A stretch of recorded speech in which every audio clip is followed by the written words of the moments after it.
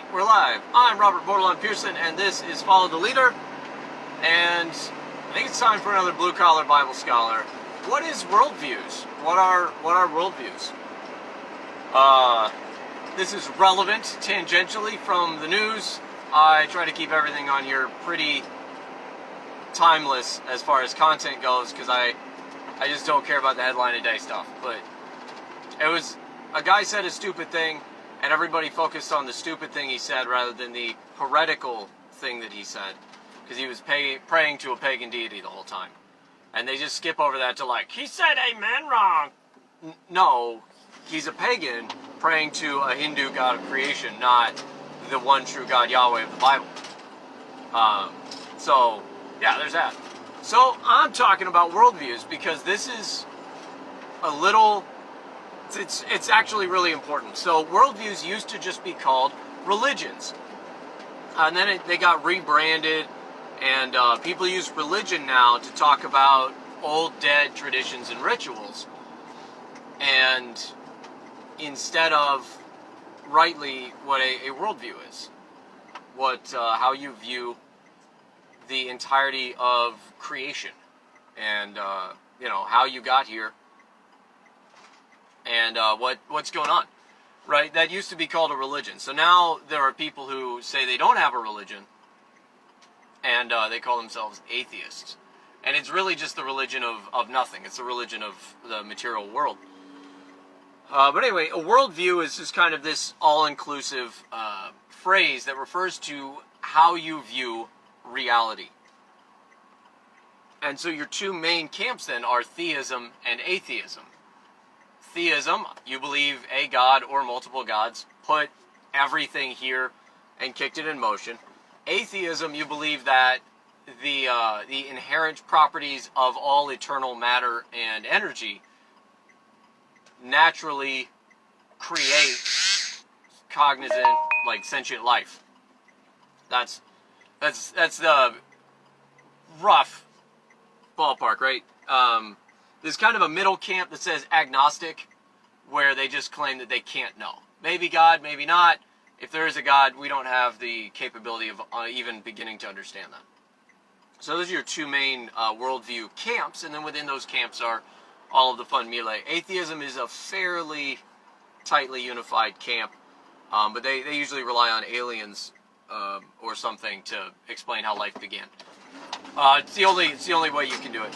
Anyway, in the religion, in the theism side, that's where you have your all kinds of crazy multitudes of pagans, religions, all this stuff. Pantheism is where you believe that God is in everything, and we all are God in some extent. So pan is everything, right? From the Latin, Greek is pan, and then theos for God. Anyway, pantheism is God is everything. In every child, in every leaf of grass, in every turd that a squirrel leaves in a tree, all of that's God, all the time, forever. It's a little more of a Buddhist thought, though they're not explicitly pantheist. There's all kinds of camps inside of Buddhism, It's all kinds of fun. So anyway, the different religious camps. So you got pantheism, where God is everywhere, and then you have polytheism, multiple gods. Think Greek pantheon, Hindu pantheon as is relevant. Brahma, Vishnu, Shiva, and all of the nonsense they have. And then the Vikings. You think Norse mythology, Greek and Roman mythology, Egyptian. Those are all polytheistic worldviews. That a group of gods came together and or one big god made other smaller gods that are all now like vying for power in the creation. Usually comes back to one god making everything, or two gods, two all existing powerful gods together making everything. In the case of Titan in the Greek mythology, Titan, I think it's Titan. No, it's not Titan. Kronos, and I forget the name of the lady god. But it's always like a father and mother. It's always heaven and earth coming together to make everything. And so that's where Gnosticism gets its foothold. I'm not sidetracking into Gnosticism right now. So monotheism is kind of the camp. This is just to sort all religions, right? We're still just talking about brands of religion, kinds of religion. Monotheism is religions that believe only one God exists, that made everything, and that is due worship, and how you do worship. You know, the details then follow after that. And so a worldview determines a lot of things. It's sort of the foundation for the house that all the rest of your beliefs are anchored upon, or are founded upon. And then how you behave follows naturally after that. How you behave is going to follow what you believe. As an example, right? If you believe the stove is hot after you turn that dial and it's on, you're not going to put your hand right in the middle of that skillet because you believe the stove is on, which means that you believe that it's hot. So you tangentially also believe that electricity has the power to make things hot. You believe that it's those wires connected to your house make that pan hot when you turn the knob. All of those beliefs are contingent on whether or not you put your hand in that skillet is contingent on those beliefs. So the thing is, your beliefs may or may not be true, and you may or may not be able to even prove they're true, but you believe them. Now, there are times in which your beliefs intersect with material reality. So if you were to actually, if somebody forced you or pushed you or you fell or tripped or accidentally put your hand inside of that skillet and it's ice cold, you now have to begin rethinking your beliefs. You believed that, was there even power coming from the power company? You don't know. You can't see electricity, hear it, or smell it. You don't know where any of these things are happening. The pan is cold. It was supposed to be hot. I believed it would be hot. And it's just ice cold. So there's a breakdown in any one of those things that you believe, whether the knob is working, whether the breaker is tripped, so now there's no power to the stove, whether the power is out and you didn't notice it, and there's not even power coming from those wires to your house. And how would you know any of those things? You have to begin testing each of the critical beliefs that form your worldview, which is a prepackaged set of beliefs that lead you to a conclusion, particular conclusion. Anyway, so that's what a worldview is, right? Now, there's a worldview that people don't think is a worldview, but it actually acts like it's the king worldviews. Because a lot of worldviews are mutually exclusive, right? Atheism, the camps of atheism versus theism, they can't both be true. Atheists say there is no existence beyond material reality. Your experienced existence exists entirely within the fatty cells in your brain, and that's it. And we are simply an incident of matter. That's directly opposed to what literally any religious text on the planet believes, what it states clearly. So now, they can't both be true. One of them precludes the other. So if any religion on earth is true, atheism is false de facto. And vice versa. If atheism is true, every religion on planet earth is false de facto. But also, as a matter of course, every other religion is false if Buddhism is true. Because it teaches certain principles that are directly opposed to every other religion. This is all religions. It's all worldviews. If any tribalistic animism proves to be the one that's actually true, all other religions are false de facto. Because there is an objective reality, and we're trying to make sense of it. Objective, sorry. Oh, it's an O, not an A.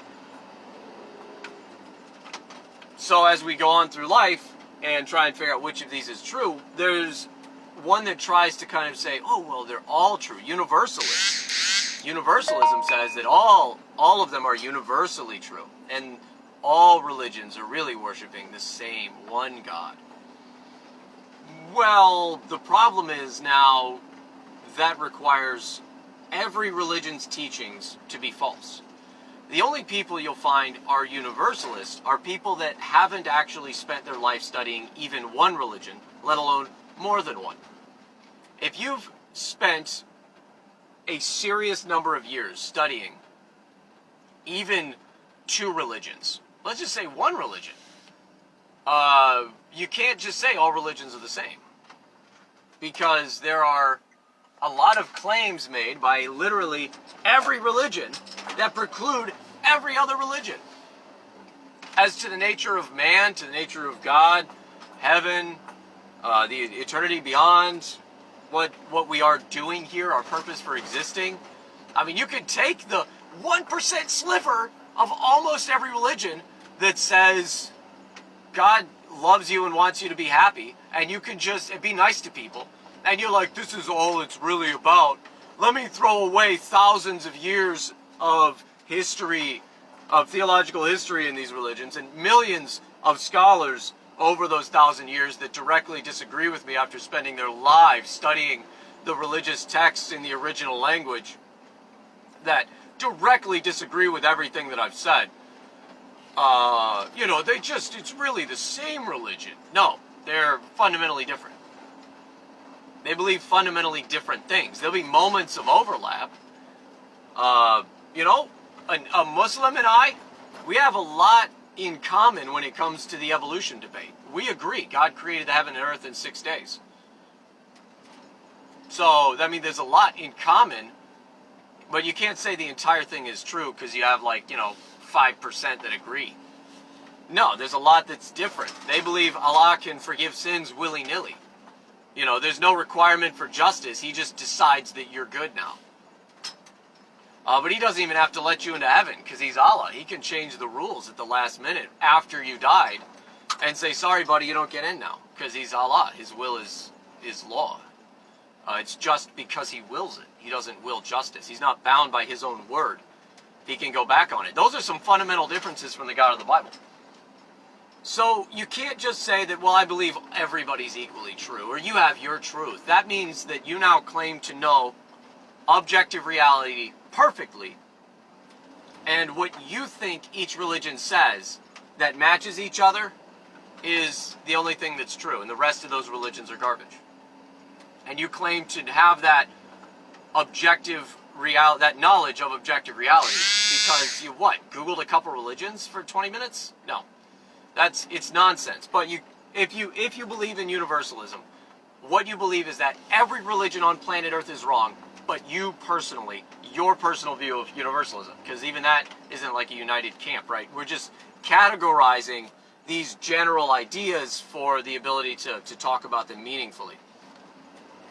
Obviously, they're made up of different things. Even Christians aren't a single camp because even Catholicism isn't a single camp because there are different groups that believe different things, even within specifically Roman Catholic Catholicism. I'm not even talking about Sedevacantists.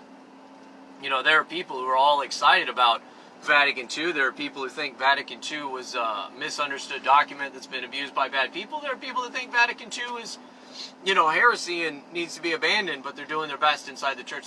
I don't know, but those are all there's a lot of humans on Earth, and we don't all agree with each other. But just, you find the people that agree with you the most and find a way to hang out there. So, worldviews, there are tons of different kinds. Anybody who says, all of these religions really worship the same God, that means you don't respect thousands of years of theological scholarship of all of the religions you just referenced. And nobody cares that you said a woman because you were praying to Brahma. Nobody cares. It's a pagan god that's made up. So, it doesn't matter. Alright, that's it. Universalism is a trite heresy. Obviously, biblical Christianity is the only correct, objectively true metanarrative. Metanarrative is another fancy word I meant to mention. Meta, from the Greek meaning above, narrative, story, right? Your story over everything, your overarching view, your worldview, how you view the world, you could say. So, metanarrative is another one you hear thrown around, but it's your religion, what you believe about God and humans and reality and all that fun stuff. So, that's all I got today. That's what a worldview is. They're crazy. Have fun with it. Google some stuff. It'll be great. But don't assume that you can just hand wave thousands of years of theological study because you Googled for a little while, right? All right, that's all I got. Don't have to take my word for it, though. Do your own research, and I'll see you next time. God's